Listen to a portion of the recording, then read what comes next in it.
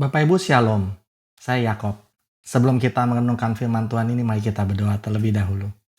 Bapak, terima kasih Tuhan karena kami punya Engkau yang mengatur langkah hidup kami. Sehingga hidup kami Tuhan bisa berkenan padamu Tuhan. Sehingga kami bisa punya hidup yang jadi berkat bagi banyak orang. Allah Bapa, kami mohon supaya Engkau memberikan Roh Kudus pada kami semua. Sehingga firman ini tersampaikan sesuai dengan kehendak-Mu, murni dan tak bercacat. Terima kasih Allah Bapa karena doa kami didengar. Dalam nama Tuhan Yesus kami berdoa dan terima kasih. Amin. Bapak Ibu pernah dong jalan-jalan ke mall, lalu ngeliat orang yang bajunya bagus-bagus, tasnya mahal-mahal, sepatunya bagus-bagus. Yang jadi pertanyaan kita sebenarnya adalah, apa sih salahnya?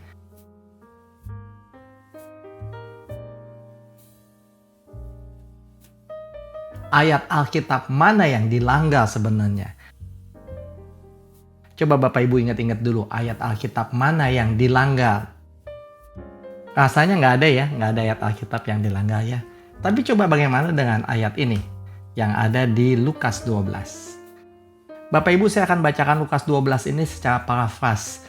Maksudnya dengan kalimat sehari-hari, supaya lebih mudah dimengerti. Yesus berkata kepada murid-muridnya, jangan khawatir akan hidupmu. Bapak Ibu, ini kalimat kurang tepat di bahasa Indonesia ya. Sebenarnya katanya itu bukan jangan. Katanya itu dilarang. Jadi Bapak Ibu kalau ketemu tulisan gini kan ya, jangan merokok. Jadi saya akan mengganti semua kata jangan di Lukas 12 ini dengan kata dilarang. Supaya pengertiannya benar. Yesus berkata kepada murid-muridnya, karena itu aku berkata kepadamu, dilarang khawatir akan hidupmu. Dilarang khawatir akan apa yang hendak kamu makan. Dan dilarang khawatir akan tubuhmu, akan apa yang hendak kamu pakai. Sebab hidup itu lebih utama daripada makanan. Dan tubuh itu lebih utama daripada pakaian.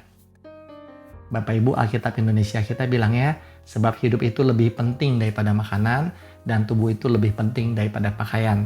Tapi itu kurang tepat. Yang lebih tepat adalah, sebab hidup itu lebih utama daripada makanan, dan tubuh itu lebih utama daripada pakaian. Perhatikanlah burung-burung gagak yang tidak menabur dan tidak menuai. Juga tidak mempunyai gudang atau lumbung untuk menyimpan makanannya. Namun demikian mereka diberi makan oleh Allah. Betapa jauhnya kamu melebihi burung-burung itu. Lalu Tuhan Yesus menambahkan lagi, siapakah di antara kamu yang dengan kekhawatirannya dapat menambah 1 jam pada hidupnya? Kalau Alkitab Indonesia bilangnya, siapakah di antara kamu yang dengan kekhawatirannya dapat menambah sehasta pada jalan hidupnya? Tapi terjemahan yang benarnya adalah, siapakah di antara kamu yang dengan kekhawatirannya dapat menambah 1 jam pada hidupnya? Nah, kita dilarang khawatir akan makanan, minuman, dan pakaian.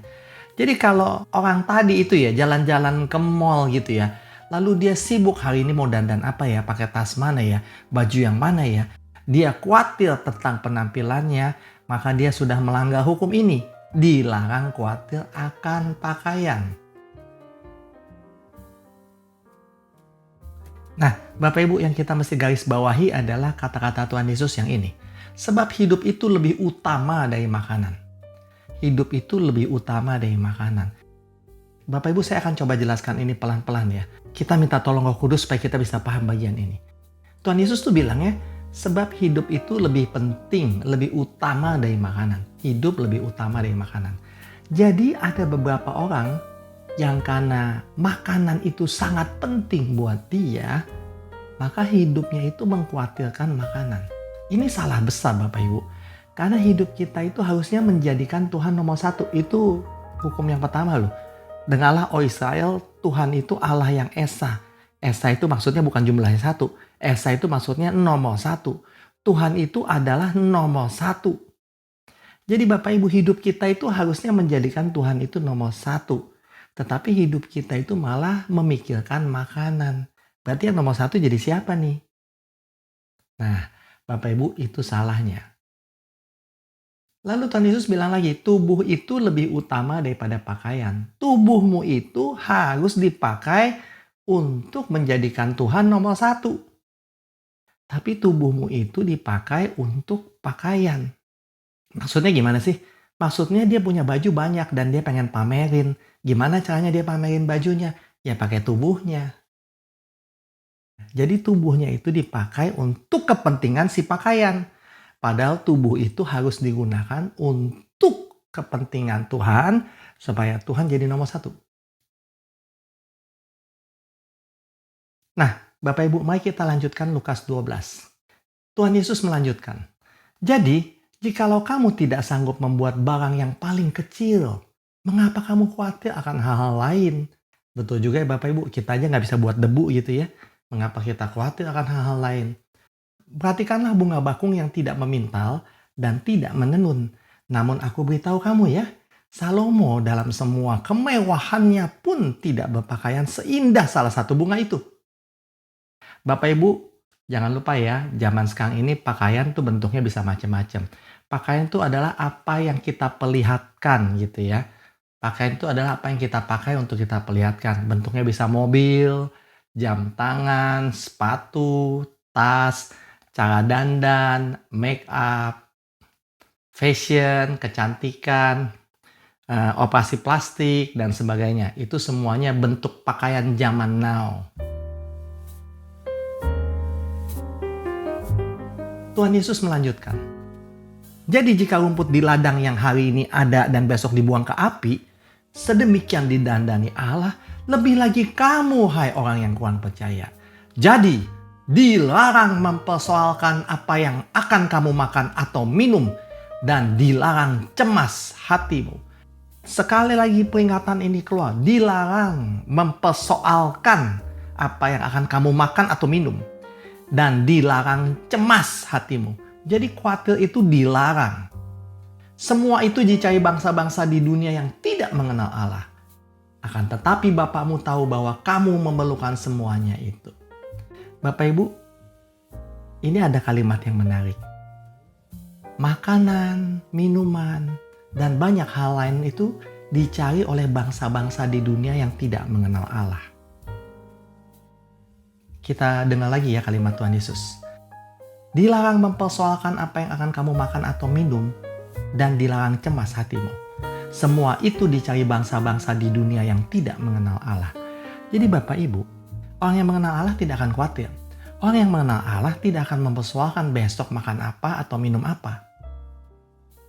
Tapi kenapa Tuhan Yesus bisa menyimpulkan bahwa makanan, minuman, pakaian itu dicari bangsa-bangsa di dunia yang tidak mengenal Allah? Kenapa Bapak Ibu? Karena Bapak Ibu mesti ingat prinsip dunia ini. Existence precedes essence. Artinya, eksis dulu, baru bisa bawa efek. Betul juga ya? Jadi kalau kita mau bawa efek pada dunia ini, ya kita mesti ngetop dulu. Kita mesti eksis dulu. Instagram kita mesti banyak followernya. YouTube kita mesti banyak yang nonton. Jadi kalau udah YouTube kita banyak yang nonton, Instagram kita banyak followernya, banyak yang likes juga, baru kita ngomong itu, orang dengerin kita ngomong apa. Tapi kalau kita punya Instagram nggak ada yang suka, terus YouTube kita yang nonton cuma 40 orang, apa omongan kita bawa efek? Tidak. Dunia itu beranggapan bahwa kita itu harus eksis dulu, baru bisa bikin esensi dalam dunia ini. Jadi mengapa bangsa-bangsa itu mempersoalkan makanan, minuman, pakaian? Karena makanan, minuman, dan pakaian itu bisa bikin mereka tambah eksis. Bapak Ibu lihat ya foto-fotonya Instagram segala macam, makan tempat mewah, makan di hotel ini, makan menu-menu aneh, atau kemudian pakai pakaian berbentuk mobil baru, tas baru, sepatu baru, akan bikin orang itu tambah lama tambah top, tambah eksis. Nanti baru kalau dia ngomong itu bisa membawa essence, membawa efek. Jadi dunia itu prinsipnya gitu. Kamu mesti eksis dulu, baru bisa bikin efek. Jadi semuanya itu dicari bangsa-bangsa di dunia yang tidak mengenal Allah.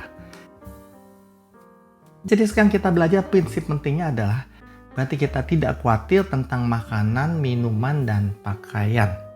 Selanjutnya Tuhan Yesus mengungkapkan kalimat yang terkenal ini. Carilah dahulu kerajaannya, maka semuanya itu akan ditambahkan kepadamu.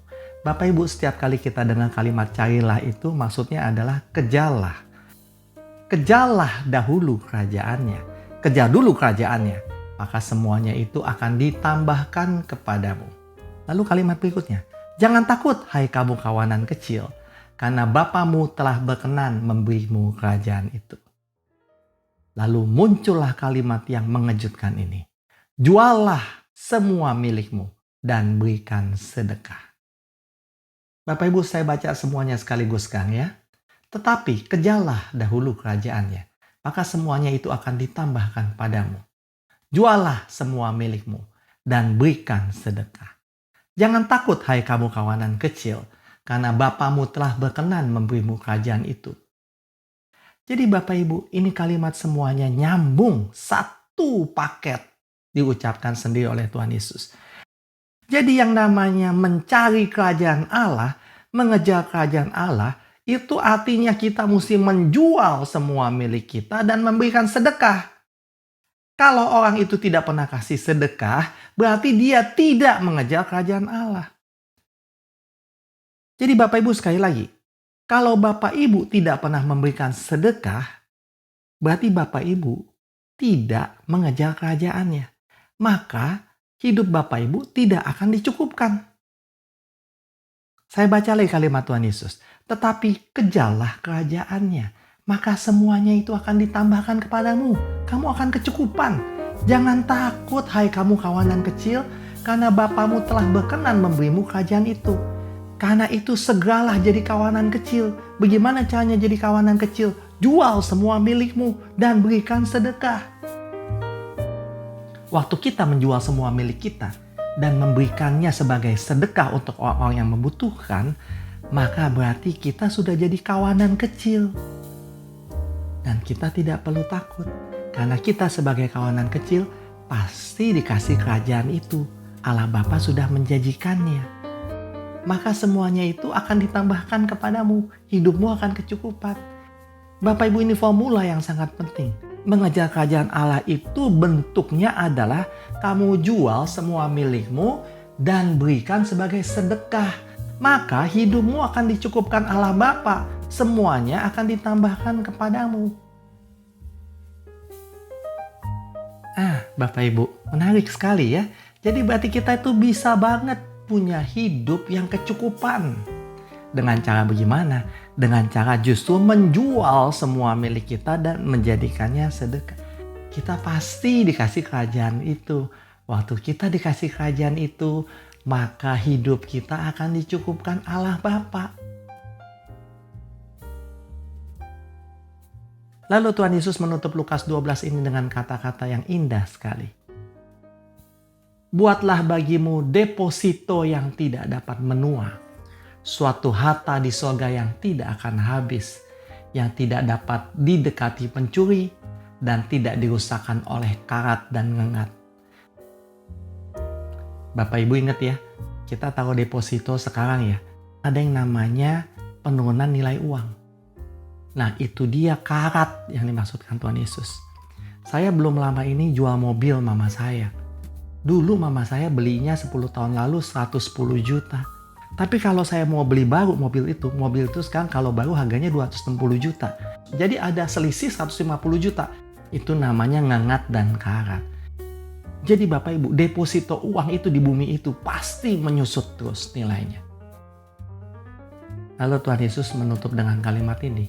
Karena di mana hartamu berada, di situ juga hatimu berada. Jadi Bapak Ibu, dengan menjual seluruh harta kita dan memberikannya sebagai sedekah, kita akan mendapatkan 3 keuntungan. Keuntungan yang pertama adalah hidup kita akan dicukupkan Allah Bapa. Dan keuntungan yang kedua adalah kita bikin deposito surgawi yang tidak dapat menyusut nilainya. Dan yang ketiga, hati kita terpaksa berada di surga. Karena Tuhan Yesus bilang, di mana hartamu berada, di situ juga hatimu berada. Jadi bagaimana sekarang Bapak Ibu? Apakah kita tetap pelit bersedekah, mempertahankan semua milik kita? Ini berbahaya sekali, karena Allah Bapa akan menganggap kita tidak mengejar kerajaannya. kita juga tidak akan punya deposito di sorga. Lalu hati kita akan ada di bumi karena deposito kita di bumi. Jadi Bapak Ibu, mari kita ubah hidup kita sekarang. Kita tidak mau lagi hidup seperti itu. Kita mau masa depan kita semuanya dicukupkan. Dan Tuhan Yesus kasih tahu kita caranya hari ini dari Lukas 12. Kejar kerajaannya, maka semuanya dicukupkan. Jual hartamu, lalu jadikan itu sedekah buat yang membutuhkannya. Maka hidup kita pasti dicukupkan di bumi dan di surga. Amin. Mari kita berdoa. Allah Bapa, terima kasih karena sekarang kami tahu kami bisa punya masa depan yang berkecukupan dengan cara mengejar kerajaan-Mu. Allah Bapa, berikan kami hati yang rela untuk memberikan sedekah mulai hari ini. Sehingga kami mendapatkan 3 keuntungan itu Allah Bapa.